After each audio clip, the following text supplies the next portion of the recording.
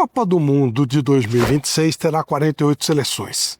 Algumas novidades, mas outras que já estão lá há mais tempo, que começam a se fixar. Tem coisa nova aparecendo no cenário mundial, Bruno. Tem sim, o futebol de seleções hoje ele é muito mais equilibrado e tem mais time que pode se candidatar, quem sabe até ganhar uma Copa do Mundo. Vamos conferir.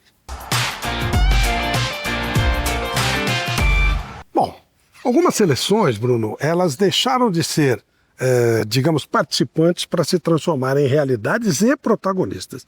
O que eu vou falar aqui, você que é mais jovem vai dizer, tá louco, mas se você voltar no tempo, 20, 25, 30 anos atrás, a Espanha era fúria, só fúria, era um time que corria, então não ganhava nada, não tinha nenhuma chance, nada, ela participava e caía fora. A própria França era uma seleção que jogava bonito e tal, mas não era protagonista. A seleção da França do Platini era uma ótima seleção, mas não para ganhar, para brigar por título. Hoje você não consegue falar numa Copa do Mundo sem apontar esses dois como grandes favoritos, né? Não, sem dúvida. Outras seleções, elas começaram a aparecer com uma certa constância, tipo Marrocos, que está em várias decisões. Bruno, existem novas realidades. Marrocos, por exemplo, será sempre um protagonista. Espanha, França, sei lá, Noruega. Existem novos personagens, não de passagem, entrar isso aí, mas fixos na história do futebol. Mudamos esse patamar? Eu acho que sim, né? Não sei se todos esses. Marrocos, por exemplo, é uma seleção que é interessante acompanhar como vai ser essa Copa de 26, né? Eles fizeram uma ótima Copa em 22, chegando à semifinal, ali foi uma grande surpresa. E em categorias de base eles têm feito boas campanhas. Fizeram medalha de bronze na Olimpíada de Paris em 24 e agora também conquistaram o título mundial sub-20 este ano. Então isso... A safra que vem é boa. Isso é legal. Aí vamos ver assim na próxima Copa, que já aconteceu, claro, de termos surpresas em Copas e não seguir. A Bulgária de 94, né? Bulgária, que é o país do Thiago que está gravando aqui com a gente, né? A Bulgária foi semifinalista ali. Foi. Tinha um jogador fantástico, que era o Stoichkov. Aí foi depois não seguiu. Um jogador espetacular. E acontece. A própria Coreia do Sul em 2002. Aí você pode falar que ajudaram, enfim, mas chegou numa semifinal. A Coreia, mas aí você tem que ver o tipo de evolução de cada um. A própria Coreia é uma seleção que teve uma evolução, ela disputa sempre Copas e passa de fase. Japão também. Japão também. Até 2002 a Coreia não tinha nenhuma vitória em Copa do Mundo. Naquela Copa ela ganhou e em quase todas as Copas depois daquilo, pelo menos uma vitória ela tem. E chegou às oitavas algumas vezes. Chegou em 2010, chegou na última Copa em 2022. O Japão, até 98, ele nunca tinha jogado uma Copa. A primeira Copa do Japão foi em 98. E depois disso o Japão chegou nas oitavas em 2002, chegou em 2010, chegou em 2018, chegou em 2022. Então, assim, o Japão recentemente ganhou do Brasil um amistoso. Na última Copa, o Japão ganhou da Alemanha e da Espanha. Então, assim, há evolução, mas essas aí, eu não vejo, assim, a curto, médio prazo, as duas asiáticas, por exemplo, lutando por títulos. Não, acho que elas podem até aparecer, quem sabe, numa semifinal, como o Marrocos apareceu em algum momento. Mas tem umas que eu acho que fixaram. Espanha e França são ótimos exemplos, né? Que se você pegar a história toda, e você explicou bem, a Espanha, antes de 2010, nunca tinha chegado numa final de Copa. E recentemente, nem perto. Acho que ela teve uma semifinal lá atrás, em 50 ela jogou aquele quadrangular. É verdade, né? É verdade. Mas é muito esporádico. Pode ser. Aí ela ganha a Euro 2008, ganha a Copa 2010, ganha a Euro 2012. Aí fala, era uma geração, Xavi, Iniesta, ganhou a Euro de novo agora, com outra geração, e chega a Copa do Mundo como uma das candidatas. Você quer ver quem mudou de patamar, Bruno? A Holanda. Sim. A Copa de 74, da Laranja Mecânica, que muda o futebol, inclusive até hoje, com influência de Guardiola, de Johan Cruyff e tal, nos Mitchells, ela tinha disputado a Copa de 38, inclusive com jogadores de óculos, era uma seleção meio exótica. A segunda Copa da Holanda é de 74. A Holanda se fixou muito no futebol, inclusive como referência, né? Sim, vice em 74, vice em 78, em 98 semifinal e perdeu nos pênaltis para o Brasil, uma ótima seleção ali com o Seedorf, com o Bergkamp, com o Kluivert, com o Davids, um time muito bom, Van der Sar no gol. Depois ela chega a uma final em 2010, perde para a Espanha, chega numa semifinal em 2014 de novo, aí perde nos pênaltis para a Argentina, aqui em São Paulo, inclusive, na Arena do Corinthians. Então, é uma seleção que em algum momento pode ganhar. Ela reagiu contra a Argentina, sim, quase tira a Argentina, que seria a futura campeã. Estava perdendo de 2-0, empatou, poderia perfeitamente ter avançado ali, era quartas de final, poderia ter ido a uma semifinal. É uma seleção que em algum momento pode ganhar, até ela poderia já ter vencido uma Copa, a Holanda. Claro. A França, que você citou, acho que é um excelente exemplo. A França até tinha algumas semifinais, 82, 86, na geração do Platini, ganhou a Euro de 84, lá atrás em 58, mas a primeira final é de 98. Era muito esporádico, pareciam jogadores acima da média, e aí ela fazia alguma coisinha, mas depois era brilhareco. Sim. Hoje já mudou muito. E de 98 para cá, que foi a primeira Copa que ela ganhou, são 7 Copas, contando a de 98. De 98 a 2022, são 7 Copas. Ela fez 4 finais. 2 títulos e 2 vices, né? Então, assim, se pegar a média dessas 7 Copas, ela é a grande potência. Ninguém chegou em 4 finais nas últimas 7, só a França. Campeã em 98, campeã em 2018, vice em 2006 e vice em 2022. Né? E a Croácia, Bruno? A Croácia ela tem chegado em todas as competições. Geração é uma geração, a geração do Modric e tal, ou ela tem uma consistência? Eu acho que ela tem consistência, sim. Ela pode ter momentos que ela vai ficar meio abaixo, cair um pouquinho, essa geração já está chegando no fim, o Modric mesmo, que é o principal, já é um veterano, mas lá atrás, antes de Modric, ela chega a uma semifinal em 98, com o Suker, artilheiro da Copa. Assistimos no Parque dos Príncipes. Assistimos a disputa do 3º lugar contra a Holanda. Suker, Prozinec, Boban, uma seleção muito forte. Ali é a primeira Copa da Croácia como país independente, né, depois da separação da Iugoslávia. E ela chega a uma semifinal. E, recentemente, ela chegou a uma final, em 2018, aí já a geração do Modric, ali ainda tinha o Rakitic, tinha o Mandzukic, Brozovic, enfim, grandes jogadores. E, em 22, já sem o Rakitic e sem o Mandzukic estava na comissão técnica, ela chega a uma semifinal de novo. Então, a Croácia, falamos de 98, por coincidência, da França, de 98 para cá, como eu falei, 7 Copas, 4 finais da França. A Croácia tem 3 semifinais. E uma final, né? Entre essas 3 semifinais, uma delas ela foi a final. Então, é uma coisa consistente. Ela ainda não ganhou, mas é uma seleção que, vamos dizer, pegando a Olimpíada, que o pódio, a ouro, prata e bronze, ela tem 3 pódios. Vamos dizer, seria 3 medalhas se fosse a Olimpíada. 1 prata e 2 bronzes. Né? Perfeito. E a Bélgica? A Bélgica é uma geração brilhante. E agora? A Bélgica, a gente vai ter que ver. Acho que ela teve uma geração muito especial, uma geração... da Copa de 18, você tinha Courtois no gol, você tinha Kompany na zaga, um meio com De Bruyne, um ataque com Lukaku e Hazard.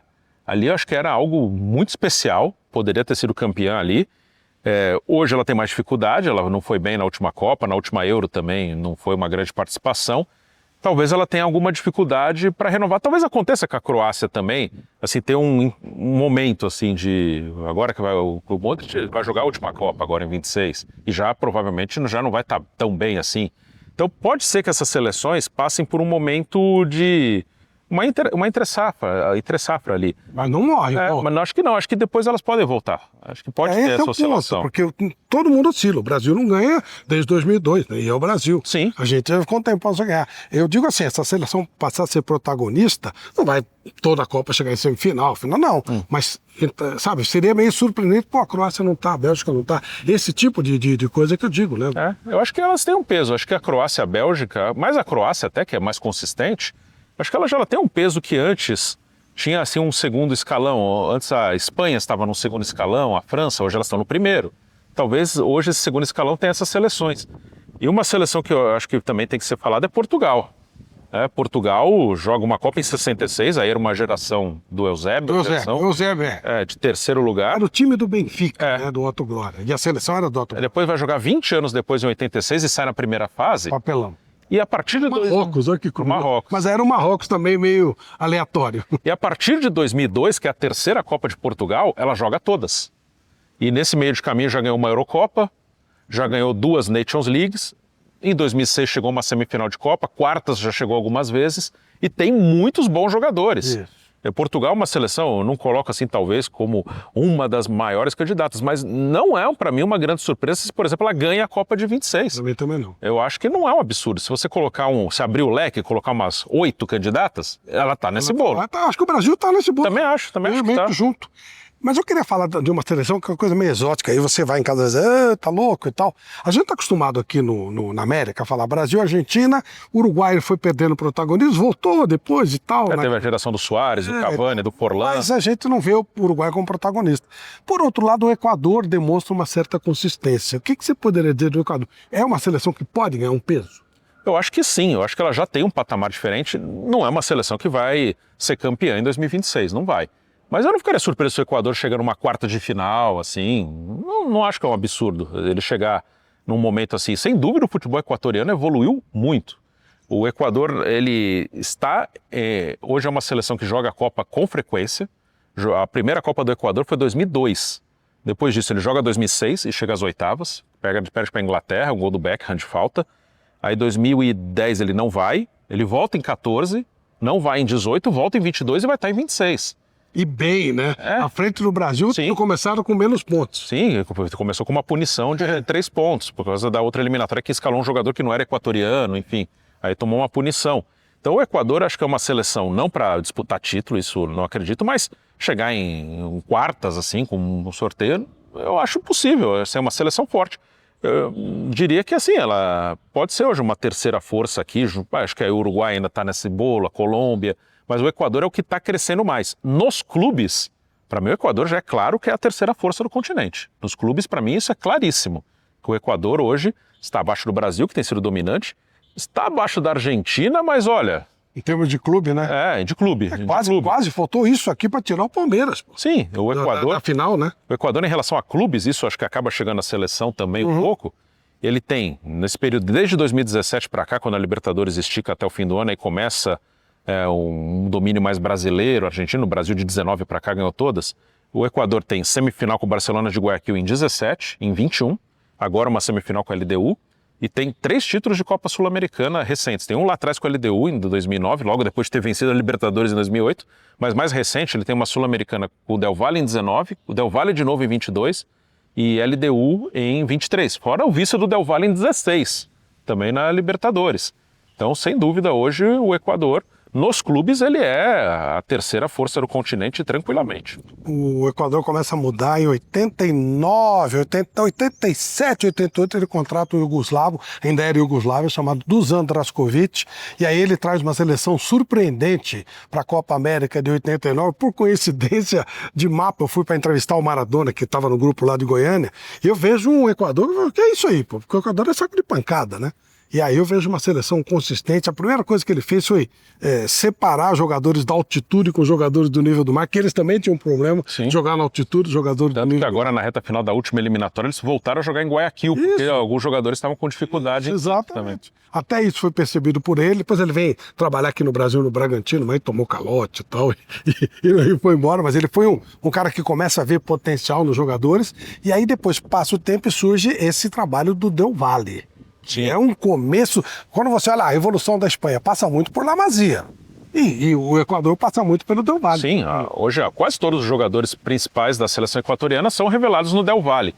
E até citando os dois que jogam hoje em clubes mais relevantes. São os dois equatorianos hoje, individualmente, os mais importantes. O Pacho, zagueiro do Paris Saint-Germain, campeão da Champions, e o Moisés Caicedo, do Chelsea. Talvez seja o melhor volante do mundo. Sim, está entre os melhores, está ali. Campeão mundial agora com o Chelsea, enfim, são os dois também revelados no Independiente Del Valle, entre outros, né? O Del Valle revelou praticamente essa atual seleção equatoriana, quase todos começaram no Independiente Del Valle. E você pensa o que disso, hein, desse debate? Eu queria que você participasse com a gente, deixa aí a sua opinião, deixa o seu like, mas tem uma coisa que o pessoal precisa fazer que ele não está fazendo, Bruno. Que é seguir a página, né? Curtir, seguir, se inscrever na página no Futebol Entre os Grandes no YouTube, que a gente vai ter sempre debate sobre futebol aqui. É isso aí. Esperamos você inscrito, hein? Vai agora lá, vai. Antes de você desligar, vai lá, já se inscreve logo, tá bom? Tchau.